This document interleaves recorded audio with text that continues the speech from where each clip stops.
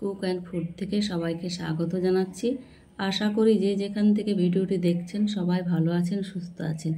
আজ তৈরি করে দেখাবো খুব সহজেই একটি মিষ্টি রেসিপি। মিষ্টি খেতে ইচ্ছে করলে বাড়িতে ঝটপট এই সন্দেশ তৈরি করে নিতে পারেন। সন্দেশ মিষ্টি যেটাই বলেন না কেন খুব সহজেই তৈরি করা হয়ে যাবে। চলুন দেখে নিই কীভাবে তৈরি করি। এখানে একটি কড়াই নিয়েছি, 1 কাপ লিকুইড দুধ দিয়ে দিলাম, এলাচ দানা দিয়ে দিলাম, এখানে প্যাকেট দুধ দিয়ে দিলাম 1.5 কাপ মতো। এটা আপনারা কম বেশি করে নিতে পারেন। এখানে গুঁড়ো চিনি দিয়ে দিলাম 2 চামচ। সব কিছু চামচের সাহায্যে মিশিয়ে নেব। খুব সুন্দরভাবে মিশিয়ে নিচ্ছি। মেশানো হয়ে গেছে।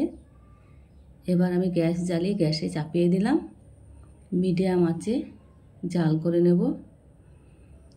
এই সন্দেশ বানানোর সময় গ্যাসের আঁচ একদম কম থাকবে, মিডিয়াম আঁচে করে নিতে হবে। দেখুন নাড়তে নাড়তে অনেকটাই ঘন হয়ে এসেছে। এই সময় নাড়া বন্ধ করা যাবে না, একদম অনবরতই নাড়তে হবে। নাড়তে নাড়তে একটা শক্ত ডো তৈরি হয়ে যাবে, খুব শক্ত হবে না।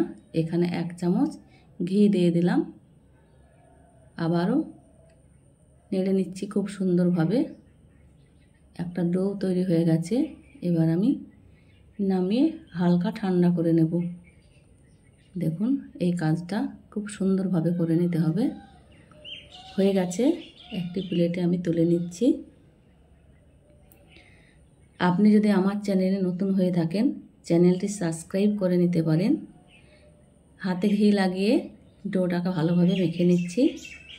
খুব সুন্দরভাবে মেখে নিতে হবে।